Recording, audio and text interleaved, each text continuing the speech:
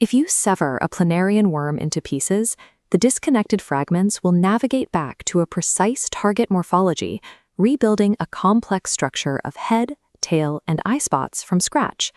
This organic flexibility stands in contrast to our computational hardware. A microchip operates through fixed physical constraints that route electrical signals down predetermined pathways. Then look at modern machine learning. We train neural networks by optimizing millions of parameters in high-dimensional space without any fixed physical anchor. While these systems operate across vastly different scales, from biology to silicon, they are converging on the same structural mechanism: top-down causation. It is the process where higher-level structures actively limit the possibilities of their lower-level components. The prevailing assumption in modern artificial intelligence is that we can solve the alignment problem from the bottom up. The strategy is to optimize the base components of a model and assume a stable, global intelligence will emerge from the local math.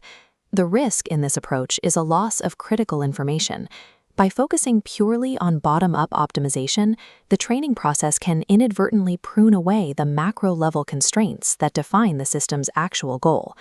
To build multi-agent AI systems that remain stable as they grow, we have to look past simple mechanical optimization.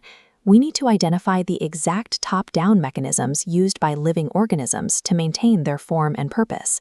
The cosmologist George Ellis identifies top-down causation in physical systems by looking for boundaries. He approaches the structure of a system by asking one defining question: what is forbidden here? This diagram shows a static constraint, a CPU acting as a boundary in phase space. Conversely, Levin asks, where is this system going? In biology, walls become funnels. Bioelectric attractors pull cells toward a target morphology, regardless of origin. These are two views of the same mathematical object. A constraint is an attractor viewed at a single moment.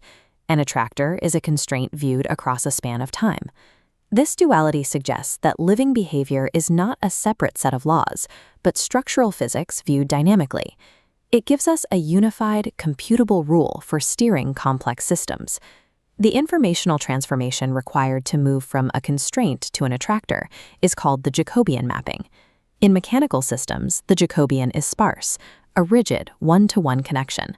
This brittleness means a single constraint failure causes total system collapse. Living systems instead use biological degeneracy. Their dense, highly interconnected networks route dozens of diverse constraints into the same attractor.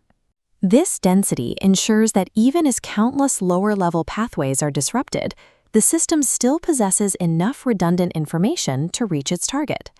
Robustness isn't achieved by building components that cannot break, but by engineering a landscape of redundant pathways that all lead toward the same goal.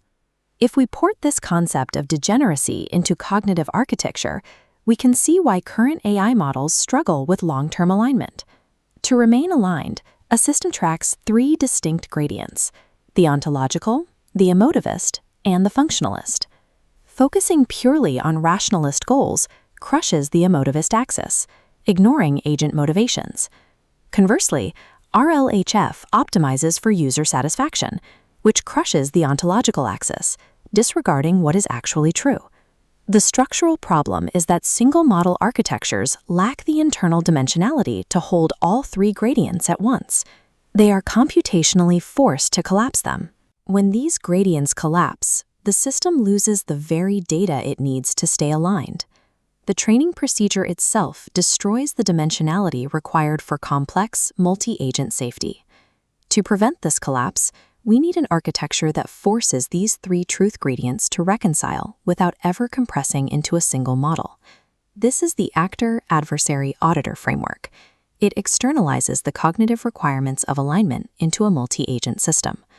The fundamental constraint here is local authority. No single agent, human or machine, is authorized to override the adversarial process based on a local conviction. Unlike a single model that converges on a fixed goal and stops, this architecture operates as a continuously evolving value function. The three nodes remain in orbit, reconciling the gradients in real time. This setup mirrors the biological attractors we saw earlier. The orbiting agents are performing top-down navigation through morphological space, just like the cells of a regenerating organism. In an epistemic process, static convergence is often a signal of system failure. A healthy alignment process must remain dynamic to stay informative. Top-down causation isn't just a biological observation, it's a blueprint. An adversarial, multi-agent architecture provides the structural redundancy necessary for an intelligence to survive its own evolution.